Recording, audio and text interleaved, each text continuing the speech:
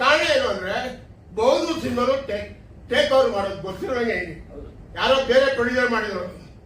ಅವ್ನ ಬಡ್ಜೆಟ್ ಸಾಲದೆ ಅವಾಗ ಡೈರೆಕ್ಟರ್ ಬಂದು ನಮ್ಮ ಕಾಲಿಡ್ಕೊಂಡ, ಹೀರೋ ಬಂದು ಇರ್ಬೋದ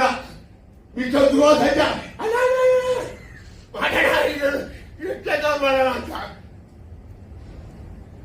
125 ದಿನ ನರ್ತಕ್ಕೆ ಥಿಯೇಟ್ರು ಬಹುದು ಸಿನಿಮಾ. ಅದಕ್ಕೆ ಮುಂಚೆ ಅದ್ದೂರಿ ಸಿನಿಮಾ ನೆಗ ಇಟ್ಟು ಆದ್ರೂ ಒಂದು ಪಿಕ್ಚರ್ ಟೇಕ್ ಓವರ್ ಮಾಡಿ ಯಾರು ಇಲ್ಲ. ಒಂದೇ ಕನಕಪುರ ಶ್ರೀನಿವಾಸ್ ಚಾಲೆಂಜ್ ಮಾಡಿ ಹೇಳ್ತೀನಿ, ಒಂದೇ ಕನಕಪುರ ಶ್ರೀನಿವಾಸ್ ಟೇಕ್ ಓವರ್ ಮಾಡ್ದ ಇಟ್ಬಾರ್ದ ಪಿಕ್ಚರ್ ಯಾಕೆ ಕರ್ಕೊಂಡು ಹೇಳ್ತೀನಿ.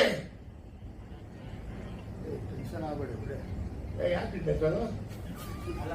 ನಾನು ಮಾತಾಡ್ರಿ ನನ್ನ ಸೈನು ಅದೇ ನಮ್ಮ ಡೆಪ್ಟಿ ಸಿಎಂ ಮಾತಾಡ್ರೆ ಅವ್ರ ಟೆನ್ಷನ್ ಆಗಲ್ವಾ? ಅವ್ರು ಮೊನ್ನೆಲ್ಲ ಲಾಳ ಪ್ರಕಟಿಸ್ತೀನಿ ಆರ್ಟಿಸ್ಟ್ ಅಂದ್ರು. ನಮ್ಮಲ್ಲಿ ಉಂಟಾ ಇದ್ರ ಅವಾಗ ನಮ್ ಕೇಬಲ್ ಉಂಟಾ ಇತ್ತಾ? ನೀವು ಮೀಡಿಯಾ ಏನ್ ಮಾಡ್ತಾ ಇದ್ರಿ? ನೆಟ್ಟು ಮಾಡ್ರಿ ಹೇಳ್ರಿ ಕಾಲ ಕತ್ತಾಕ್ಬಿಡ್ತೀನಿ ಅಂತ ಗೊತ್ತಾ ನಿಮ್ಗೆ? ಹಂಗಂದಿಲ್ವಾ? ನಮ್ ಡೆಪ್ಟಿ ಸಿಎಂ ಕರೆಕ್ಟ್ ಕೊಡೋರು ಅವರು ಅವರಪ್ಪ ಟೆಂಟ್ ಬಳಿಕೊಂಡಿದ್ದ, ಚೆಕ್ ಪೂಜೆ ಆಗ್ತಾ ಇದ್ದ, ನಾನು ನೋಡಿದ್ದೀನಿ. ಸಿನಿಮಾ ಇದ್ರೆ ಬಂದು ಕೆಂಪೇಗೌಡ ಅವರಪ್ಪ ಅವ್ರ ಡೆಪ್ಟಿ ಸಿಎಂ, ಇವಾಗ ಡೆಪ್ಟಿ ಸಿಎಂ ಆದಾಗ ಅವ್ರ ಮುಂಚೆ ಜಾವ ಗಾಡಿಗೆ ಪೆಟ್ರೋಲ್ ಕಾಸು ಇರಲಿಲ್ಲ.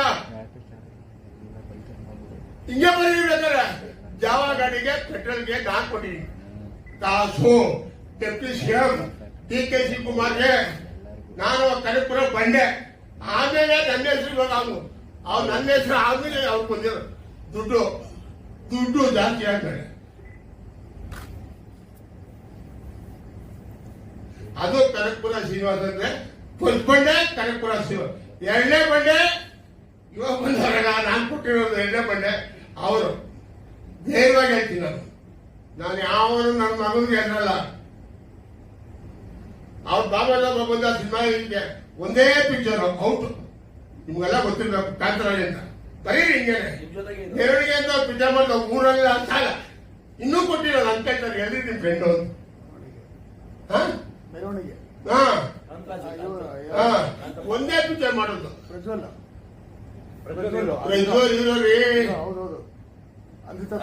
ಮಹೇಶ್ ಡೈರೆಕ್ಟ್ರು ಮೆರವಣಿಗೆ ಊರೆಲ್ಲ ಸಾಲ ಮಾಡ್ಕೊಂಡು ಬೆಂಗಳೂರಲ್ಲಿ ಸಾಲ ಮಾಡ್ಕೊಂಡು ಲೆಕ್ಕ ಬಿಟ್ಟ ಕನಕಪುರಕ್ಕೆ ಇನ್ನೂ ಬಂದಿಲ್ಲ.